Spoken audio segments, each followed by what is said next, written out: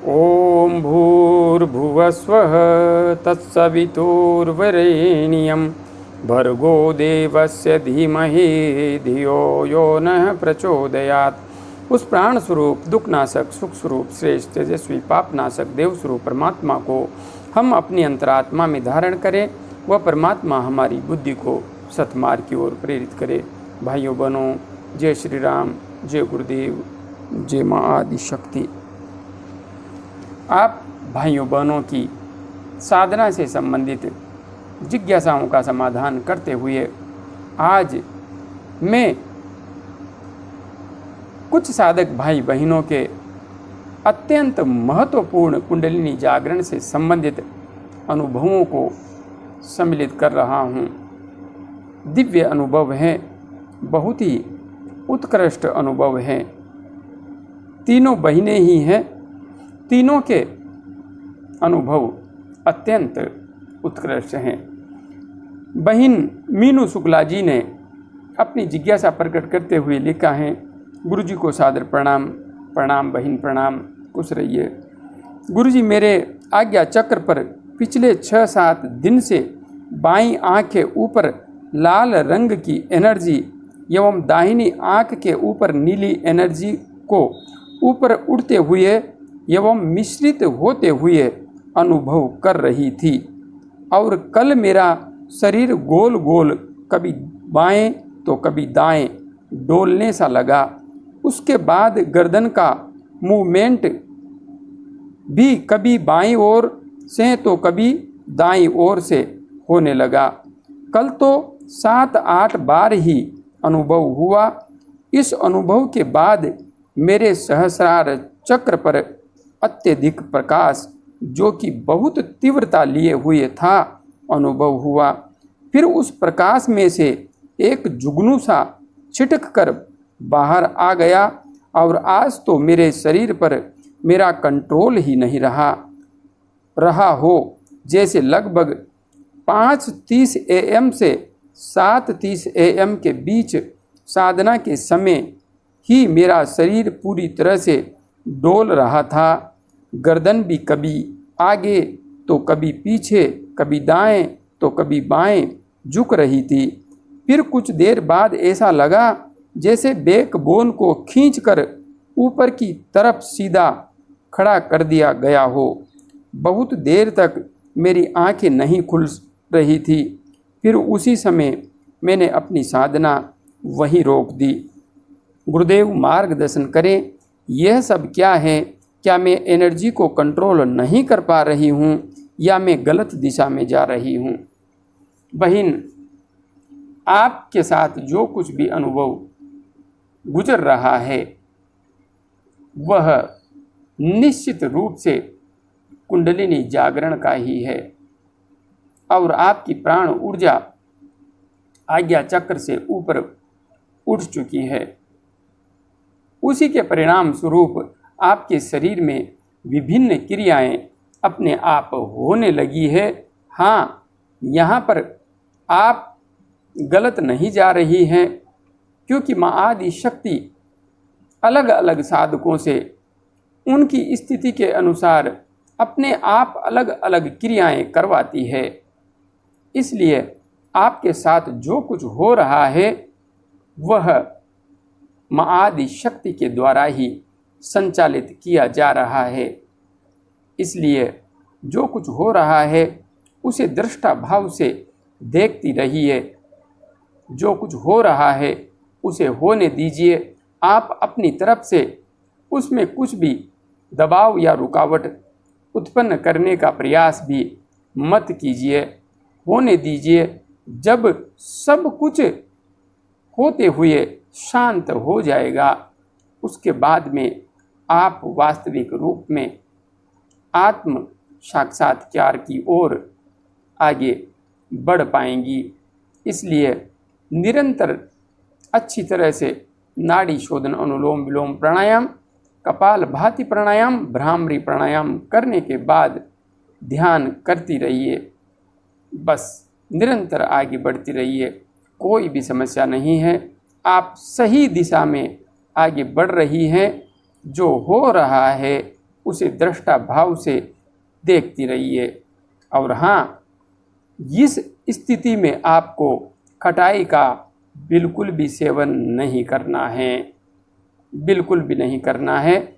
और दूसरी बात, आपको नाड़ी शोधन अनुलोम विलोम प्राणायाम का कम से कम 10 मिनट सुबह शाम अभ्यास अवश्य करना है।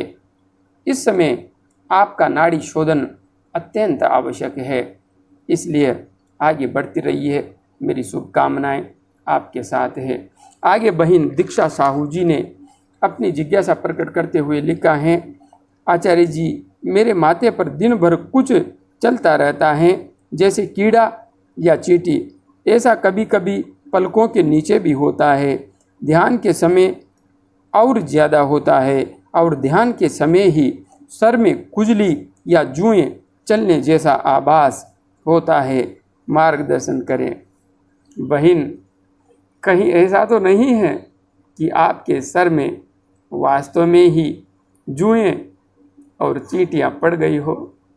एक बार अच्छी तरह से चेक कर लीजिए। वैसे जो वास्तविक स्थिति है उसे समझ लेते हैं।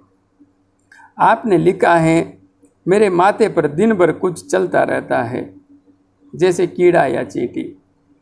आप ध्यान कर रही हैं। ध्यान की वजह से निश्चित है कि आपका ध्यान टिकने लगा होगा, और जब ध्यान टिकने लगता है उस स्थिति में हमारे अंदर रूपांतरण की प्रक्रिया होने लगती है। उस रूपांतरण की प्रक्रिया से जब साधक गुजरता है तो उसे ऐसे अनुभव आते हैं कि जैसे चींटी चल रही है या कीड़ा चल रहा है। ऐसा कभी कभी पलकों के नीचे भी होता है। पलकों के नीचे और सिर में ही नहीं, सारे शरीर में भी ऐसे अनुभव आते हैं।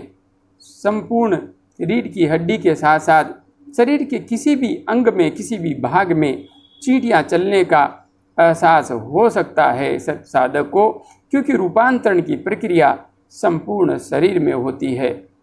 खुजली भी किसी भी अंग में, किसी भी स्थान पर चल सकती है। इसलिए आप रूपांतरण के दौर से गुजर रही हैं, इसलिए इसमें डरने एवं घबराने की कोई बात नहीं है। आप अच्छी तरह से प्राणायाम का अभ्यास करते हुए आगे बढ़ती रहिए। मेरा वीडियो सुषुम्ना नाड़ी में प्राण का प्रवाह कैसे करें और आज्ञा चक्र का जागरण कैसे करें, आपको देखना अत्यंत आवश्यक है यदि नहीं देखा है। आगे आपने लिखा है, ध्यान के समय और ज़्यादा होता है। बिल्कुल, ध्यान के समय तो ज़्यादा होगा ही सही, क्योंकि यह सब कुछ ध्यान की ऊर्जा की वजह से ही तो घटित हो रहा है। और जब आप ध्यान करेंगी उस समय ऊर्जा ज़्यादा क्रियाशील हो जाती है, तो उस समय अधिक होगा। और ध्यान के समय ही सर में खुजली या जुएं चलने जैसा स्पष्ट रूप से ऐसा होता है।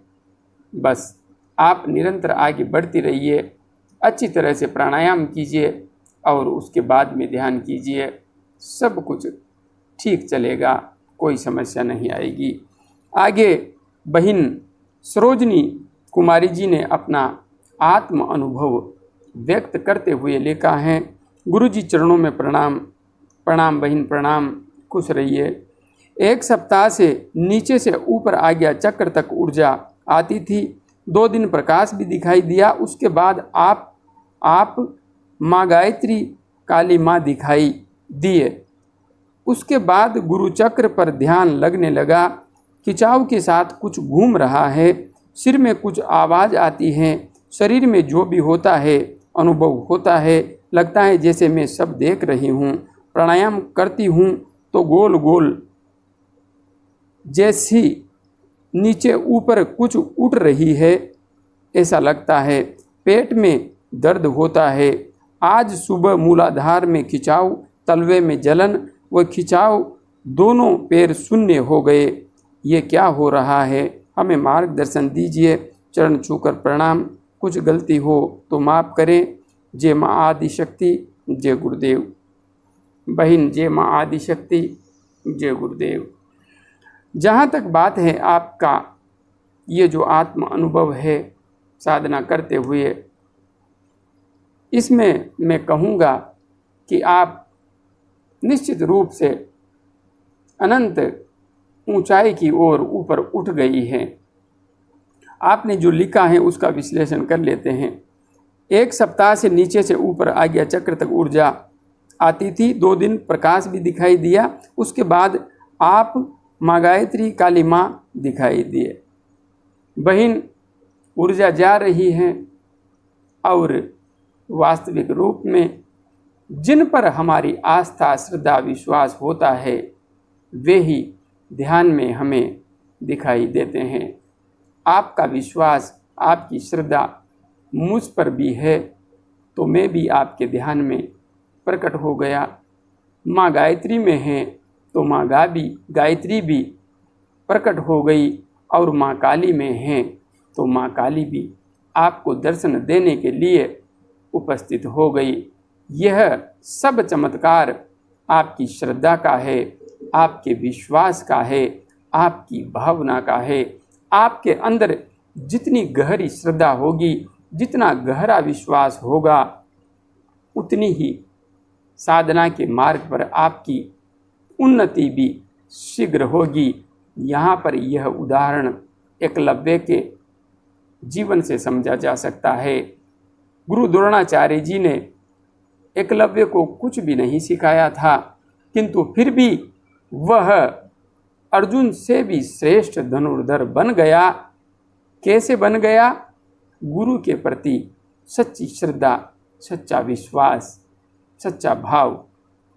इसलिए अध्यात्म के पथ पर सच्ची श्रद्धा, सच्चा विश्वास, सच्चा भाव ही सबसे बड़ा सहायक होता है।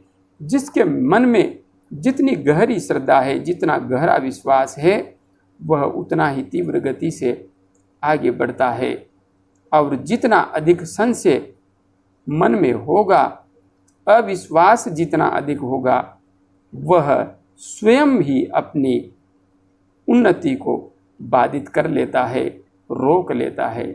इसलिए आपके साथ दिव्य अनुभव घटित हो रहे हैं तो यह आपकी श्रद्धा एवं विश्वास का ही परिणाम है।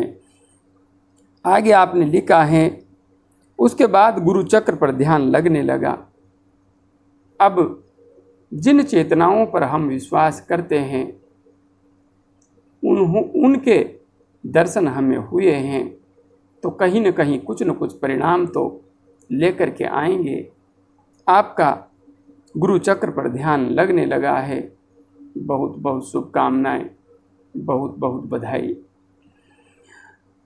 खिंचाव के साथ कुछ घूम रहा है, बिल्कुल ऐसा आपको लगेगा, इसमें कोई संशय नहीं है। सिर में कुछ आवाज़ आती है, आपको नाद जागृत होने लगा है, नाद की ध्वनि आपको सुनाई देने लगी है।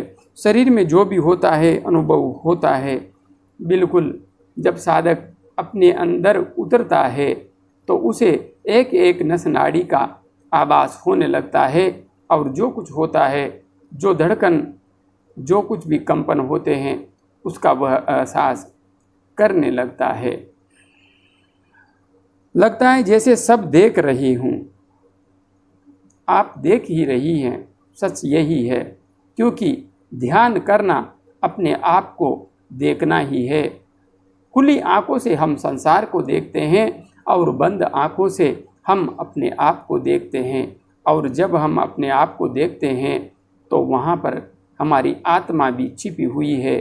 परमात्मा हमारी आत्मा के रूप में हमारे हृदय में ही छिपा हुआ है, वह भी अपने वास्तविक स्वरूप को प्रकट कर देता है। आगे आपने लिखा है, प्राणायाम करती हूँ तो गोल गोल जैसी नीचे ऊपर कुछ उठ रही है, ऐसा लगता है। बिल्कुल लगेगा। पेट में दर्द होता है। हाँ, पेट में दर्द हो रहा है तो आपको विशेष ध्यान रखना है।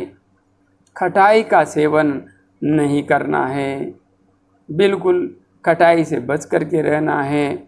बाकी आप प्राणायाम कर रही हैं तो उसमें बहुत अधिक कपालभाति भी आप नहीं कर रही होंगी, मुझे जहाँ तक पता है 5 मिनट तक 7 मिनट तक अगर कपालभाति करती है कोई दिक्कत नहीं है, कर सकते हैं। और हाँ, यदि आप नाभि में बहुत अधिक ध्यान कर रही हैं तो भी दर्द हो सकता है। इसलिए यदि आप नाभि में ध्यान करती हैं ज़्यादा तो थोड़ा कम ध्यान करें।